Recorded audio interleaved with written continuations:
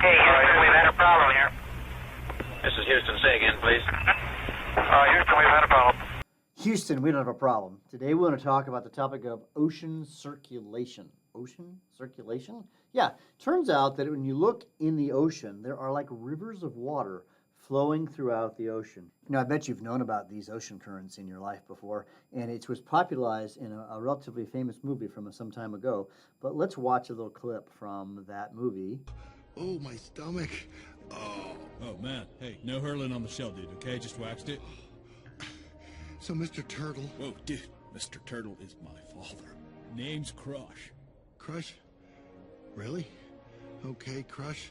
Listen, I need to get to the East Australian Current. EAC. Oh, dude. You're riding it, dude! Check it out!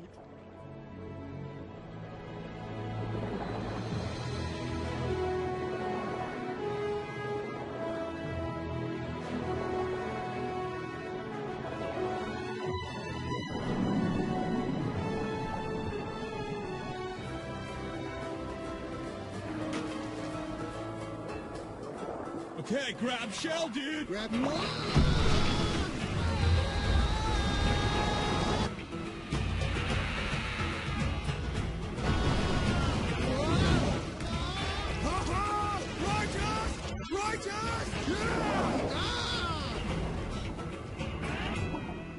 So, what brings you on this fine day to the EAC? Well, Dory and I need to get to Sydney. Dory! Dory, is she all right? Ah, a little blue. She is sub-level, dude. Dory! Dory! Dory! Oh, Dory.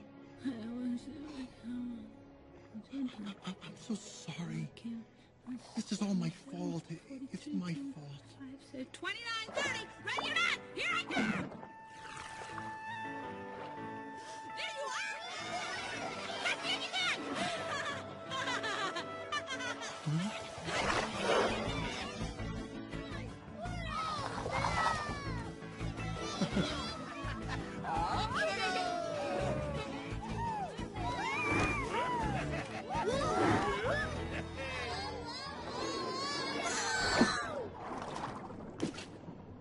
Oh, my goodness! Whoa, kill the motor, dude.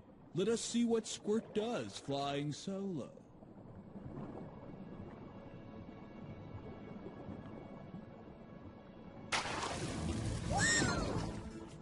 Whoa! That was so cool! Hey, Dad, did you see that? Did you see me? Did you see what I did? You so totally rock, Squirt! So give me some fin. Noggin. Dude. The Eastern Australian Current, so the EAC. The EAC is one of these currents that flows on the surface of the Earth and makes huge impacts for weather, climate, and actually other important aspects of our world. If you look at this image right here, what I've got is that these are rivers of water, and this is an image of the different rivers of water. We give them names. You can see the coloration. We'll talk about that in a second. And it turns out there are two kinds of currents. Number one, we have the surface currents, the ones that flow on the surface. And then we have the deep water currents, the ones that flow deep underwater. So if you look here at the map of the surface currents, I want you to notice something, right? For example, right here. What I can see here is we have a current called the Gulf Stream. Now, it's pictured as red because it's a warm current. All right, super important, and it shoots across the Atlantic Ocean. And I want you to make a interesting note here about this. This current shoots off here, and it basically goes across to England. See, the implications of this is huge, because if you were to like draw a line across, Canada or whatever, I don't know if you know anything about Canada, but it's like crazy cold up here in Canada right here, right? But it's about the same, area from a north-south perspective as England. So if any of you have ever been to England, you might realize it's not that cold. It's not Canada cold in England. Well, it's because this warm water current is coming across near England, Ireland, etc., causing it to stay warm. So one of the big implications of these currents is that they cause huge changes in the climates. Another interesting place would be down here in South America. We have a cold water, the South Pacific Current, and as it shoots up here next to Peru, you have it tends to be a much colder climate on the coast right here near Peru, et cetera, et cetera. The implications of these surface currents is that they create lots and lots and lots of the weather. As a side note, how do we know if it's a warm or a cold current?